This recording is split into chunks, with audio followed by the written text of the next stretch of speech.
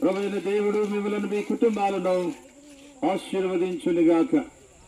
Bible గ్రంథములో అపోస్తలుల కార్యములు 3వ అధ్యాయము 26వ వచనములో ఇలాగున వ్రాయబడి ఉన్నది. దేవుడు తన సేవకుని పుట్టించి మీలో ప్రతి వారిని వారి దుష్టత్వము నుండి మళ్లించుట వలన మిమ్మల్ని ఆశీర్వదించుటకు ఆయనను మొదట మీ యొద్దకు పంపెను అని వ్రాయబడి ఉన్నది. దేవుడు తన సేవకుని పుట్టించాడంట. ఎవరా సేవకుడు? యేసుక్రీస్తు ప్రభువారే.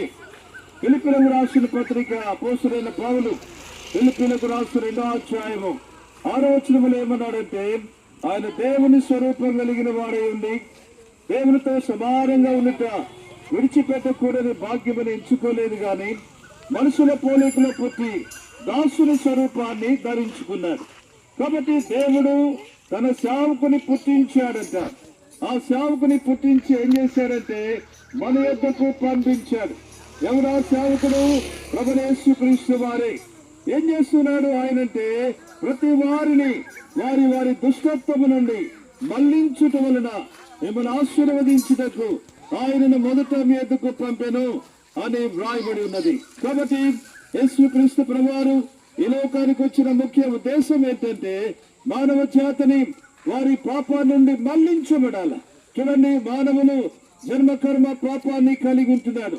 పాపము చేయువాడు పాపమునకు దాసుడు అని చెప్పి వ్రాయబడి ఉన్నది. మానవుడు తన స్వతహాగా పాపము నుండి మళ్ళుకోలేడు. అయితే ప్రియులారా, దైవ కార్యము ద్వారా, శిలువ కార్యము ద్వారా, యేసు ప్రభువారి యొక్క శిలువ మరణము, భూస్థాపన, పునరుత్థానం యొక్క కార్యము ద్వారా ఈ లోకములో ఒకరు తమ దుష్ట మార్గాలు విడిచిపెట్టి దేవుని వైపు తిరిగినప్పుడు వారు ఆశీర్వదించబడే వారిగా ఉంటున్నారు. కాబట్టి ఈ సాయంకాలం ముందు మా యొక్క స్వార్థ భారమేమనగా, ప్రతి వారు కూడా ప్రభువైన విశ్వాసము ద్వారా పాపమును విడిచిపెట్టి దేవుని వైపు తిరిగి ఆశీర్వాదాన్ని పొందేటువంటి వారిగా ఉండాలని దేవుని వాక్యము సెలవిస్తా ఉంది. కాబట్టి యేసు ప్రభువారు ఈ లోకానికి వచ్చిన ముఖ్య ఉద్దేశం అదే. పాపులను రక్షించుటకు క్రీస్తు యేసు ఈ లోకమునకు వచ్చిన వాక్యము నమ్మదగినది, పూర్ణాంగీకారమునకు యోగ్యమైనదిగా ఉంటున్నది. కాబట్టి ప్రియులారా, ఆశీర్వాదం అనేది మానవులకు ఎప్పుడు కలుగుతుంది, ఎప్పుడు లభిస్తుందంటే ఎప్పుడైతే వారు దుష్టత్వము నుండి మళ్లించబడతారు. ఎవరు మళ్లిస్తారు? దైవ కార్యం ఇది, పరిశుద్ధాత్మ దేవుని యొక్క కార్యము.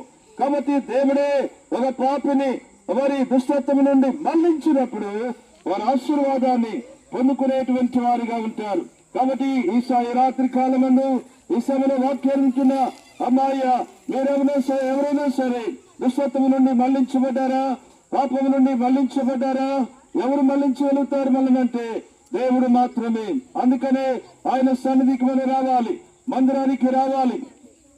దేవుని సన్నిధికి మనం వచ్చినప్పుడు దైవ కార్యము ద్వారా ఒకరు పాపము నుండి దుష్టత్వం నుండి మళ్లించబడి దేవుని ఆశీర్వాదాన్ని పొందుకునేటువంటి వారు ఉంటున్నారు. కాబట్టి మానవుడు పాపాన్ని బట్టి శాపం తెచ్చుకున్నాడు, మరణాన్ని తెచ్చుకున్నాడు. అయితే యేసుక్రీస్తు ప్రభువారు ఆయన లోకంలో సేవకుడుగా జన్మించి పరిశుద్ధముగా జీవించి సెలవులో ఆయన మరణించి సమాధి చేయబడి తిరిగి లేచుట ద్వారా మన శాపమంతా ఆయన తొలగించాడు, పాపాన్ని తొలగించాడు. యేసు ప్రభునందలి విశ్వాసము ద్వారా మానవుడు దీవెన పొందుకుంటాడు. కాబట్టి దుష్టత్వాన్ని మల్లుకొని దీవెన పొందుకుంటాడు. ఎవరైతే ఆశీర్వదించబడ్డ వారు ఉంటారో మత్తయి సువార్త 25వ అధ్యాయము 34వ వచనం రాబడిన ప్రకారము, నా తండ్రి చేత ఆశీర్వదించబడిన వాళ్ళరా రండి, లోకం పుట్టిన మొదలుకొని సిద్ధపరిచిన రాజ్యాన్ని స్వతంత్రించుకోండి అన్నాడు. కాబట్టి ఆశీర్వాదం ఎలాంటి ఆశీర్వాదం అంటే పరలోక రాజ్యాన్ని స్వతంత్రించుకునే ఆశీర్వాదం, దేవుని యొక్క రాజ్యాన్ని స్వతంత్రించుకునేటువంటి ఆశీర్వాదం. ఇటు ఆశీర్వాదము ఎక్కడ ఉన్నదంటే వారి మనసులో ఉంది, దుష్టత్వం నుండి మళ్లించబడటంలో ఉంది. కాబట్టి పాపంలో జీవించడం ద్వారా మానవుడు మరణానికి వెళ్ళిపోతాడు, శాపానికి వెళ్ళిపోతాడు. అయితే ప్రియులారా, దేవుడు ప్రేమ కలిగినటువంటి వాడు.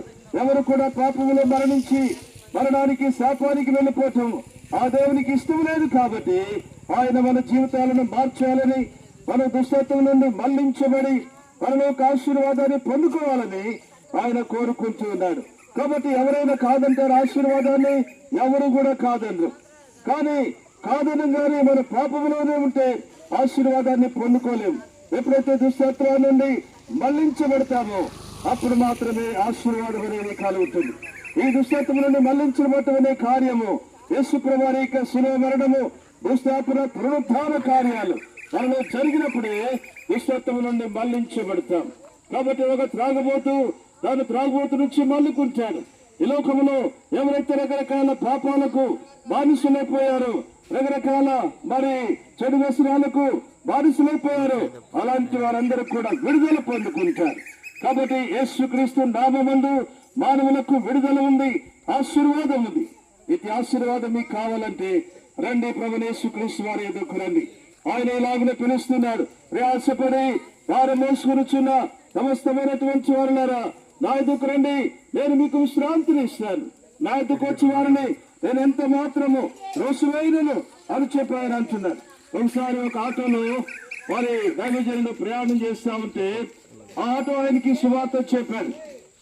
సువార్త చెబితే ఆటో ఆయన ఏమంటున్నాడంటే, పాస్టర్ గారు నాలాంటి పాపాత్ముని దేవుడు క్షమిస్తాడా అంటే అతను ఏమనుకున్నాడంటే, నేను ఘోర పాపిని, నాలాంటి వారిని దేవుడు క్షమించడు. వీళ్ళరా యేసు ప్రభువారు ప్రేమ కలిగిన దేవుడు ఎంత ఘోర పాపినా సరే ఆయన క్షమించగలుగుతాడు. ఎప్పుడు ఆయన ఎదుకు వచ్చి పశ్చాత్తాపడినప్పుడు, ప్రభువా నేను పాపిని నన్ను క్షమించని పశ్చాత్తాపడినప్పుడు ఎంత ఘోర పాపినైనా ఆయన క్షమిస్తాడు. మొదటి యోహాను పత్రిక 1:9 ఇలాగున వ్రాయబడి ఉంది, మన పాపములను మనం ఒప్పుకునే ఎడల ఆయన నమ్మదగిన వాడు, నీతిమంతుడు గనుక ఆయన మన పాపములను క్షమించి సమస్త దుర్నీతి నుండి పవిత్రులుగా చేస్తాడు.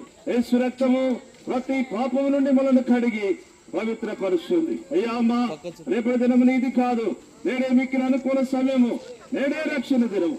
ప్రభువైన యేసునందు విశ్వాసం ఉంచుము, అప్పుడు నీవు నీ ఇంటి వారు గొప్ప రక్షణ పొందుదురు.